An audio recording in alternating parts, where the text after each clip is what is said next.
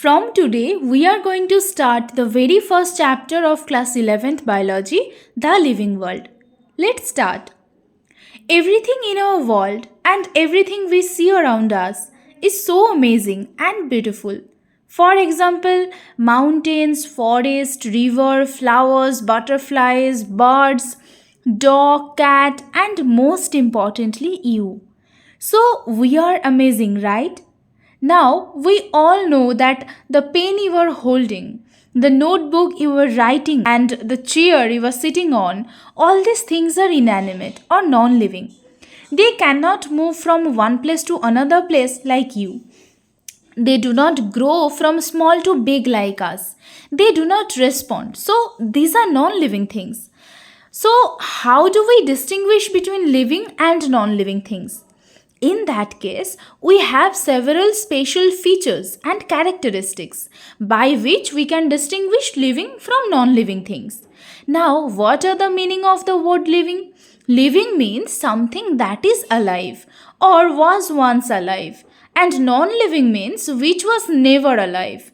Now, what are those unique features from which we can understand whether the object is living or non-living? So these are cellular organization, growth, reproduction, metabolism, consciousness. So let's discuss these points in detail. Cellular organizations can be observed only in living beings, and objects in which cells are absent are called non-living things. Cells are the most important unique feature of living things because a whole organism is formed from one single cell. Now, it can be unicellular organism or multicellular organism, but from one cell a whole organism is formed. Living organisms need to perform things like different metabolic reactions, and all the necessary work is done inside a cell in order to survive, and that's why cell is considered as the basic structural and functional unit of life. We will read more details about cell in Cell the Unit of Life chapter, but here only understand that if cell is present then it is living thing, and if cell is absent then it is non-living thing. Okay? Now, growth. As trees grow from small to big, every animals grow from small to big, and as you also grow from small to big. So all living organisms grow. Growth means the increase in cell size and number that take place during the life history of an organism. As I said earlier, that cell is a unique feature of living organism. We are made up of cells, right? So, when the cell size is increasing and cell number is increasing, then our growth is happening. That's why I said growth means the increase in cell size, mass, and number. So, when we observe growth, especially in unicellular organisms, they grow through increasing number of cells, which is happening through reproduction. That's why growth and reproduction same in unicellular organisms. Understand this. In unicellular organism, growth means increasing cell number, and cell number increases through reproduction. That's why growth and reproduction same in unicellular organism. So, growth and reproduction in unicellular organism are mutually inclusive events. Inclusive events because they occur exactly at the same time. But in case of multicellular organism, they grow by cell division. In multicellular organism, growth and reproduction are mutually exclusive events. Mutually exclusive events means events that do not occur at the same time. In this case, the organism matures first by cell division, and then after a period of time, new organism formed by reproduction. Okay? In plants, growth continues throughout life, as they have meristematic areas where cell divisions occur continuously. But in animals, growth occurs to a certain age, after which cells divide only to replace lost cells. For example, if you get hurt or cut somewhere, you will see that after 2 days or after some days, the place will be back to normal. What is happening in our case? Growth occurs up to a certain age and then growth stops. But when there is a cut somewhere in our body, cell division takes place again to repair the area and replace the cells. So, hopefully, it is understood that all living organisms grow, but inanimate or non living objects also grow. If we take the example of mountains, if a large amount of snow accumulates on top of a mountain, its height increases. That is also a type of growth. In this case, the growth is external, but in living organisms, growth is from inside. Therefore, growth cannot be taken as a defining property of living organisms, but growth is an important special characteristics of living organisms. Now, next is reproduction. Non-living things cannot reproduce. Chairs, table, notebook, pen, nothing can create another like them.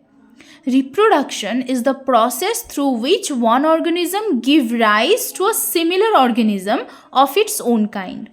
So, it is one of the most important characteristics of living organism. Now, reproduction can be done in different ways, like sexual reproduction, asexual reproduction, and asexual reproduction is again of different types. There are several types that are mentioned in your book, but we will go into details about reproduction in our reproduction chapter. Our main aim here is to know living and non-living things. Okay, now let's come to another question. Why reproduction is not a defining property of living organisms?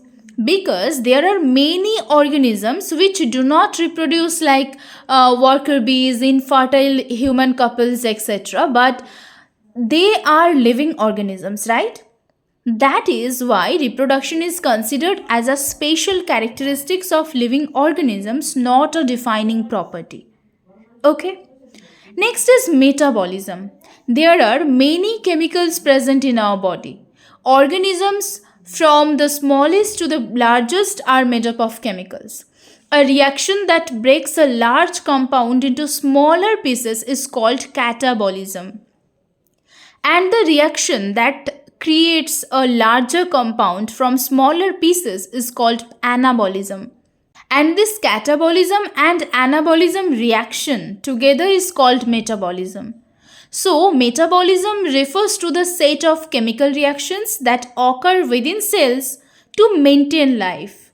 This process involves the conversion of nutrients into energy and synthesis of molecules for growth and repair and the elimination of waste products. So, metabolism is the chemical process required for the functioning of organs inside a body, such as breathing, digestion, repairing of cells, intense physical activities, which are absolutely controlled by enzymes. We can explain two type of conditions: in vivo condition and in vitro condition. In vivo means inside the body and in vitro means outside the body. When we do a chemical reaction with outside the body in a test tube, it is called in vitro, and which is neither living nor non-living. It means when we are doing any reaction in test tube, it is obviously a living chemical reaction, but it is not a living thing. Hence, metabolism is a defining feature of all living organisms, without any exception. Okay? Now, the last one is consciousness. Consciousness is the most important feature of living organism. Consciousness is the ability of the body to respond to a stimulus. It is the state of awareness and responsiveness to the environment. For example, plants respond to external factors like light, water, temperature, pollutants, etc. Another interesting example is the shame plant, also known as touch me not. reacts rapidly to external stimuli, such as being touched, changes in heat, or changes in light intensity. The reaction generally includes the folding of the plant leaves and the stem bending downward. Touching them causes their lips to close. So, this is consciousness, right? All organisms, from the prokaryote to the most complex eukaryotes, can sense and respond to environment. And only human beings are self-conscious because we understood our own thoughts, feelings, values, beliefs, and actions. So consciousness is a defining property of living organism. Now the question NCERT asked, patients in coma who never come back to normal life are living or non-living. Since they are unable to consciously feel, speak, hear, or move, they are called brain dead. But the person is considered as living because their body's system is functioning, virtually supported by machines which replace heart and lungs, and the metabolism occurring in their body. And we know that metabolism is a defining property, so we consider that they are alive. Okay? There is a definition of living in your book. Take a look at it. Living organisms are self-replicating. Self-replicating means they can create more organisms like themselves to keep their species alive. Evolving, they evolve over time. And self-regulating interactive system capable of responding to external stimuli. They regulate their life process. Interactive means all the organs of an organism's body interact with each other to carry out life process. And they are capable of responding to external stimuli. Okay, so only cellular organization and metabolism are defining properties of living organisms, and growth, reproduction, consciousness, these are special characteristics of living organisms. That's why, sorry. Only cellular organization, metabolism, and consciousness are defining properties of living organism, and growth, reproduction, these are special characteristics of living organism. Okay. So that's it for today. Hope you like today's class. If you have any question, you can definitely ask in my comment section. I will reply as soon as possible. Bye for today. See you in the next video. Bye.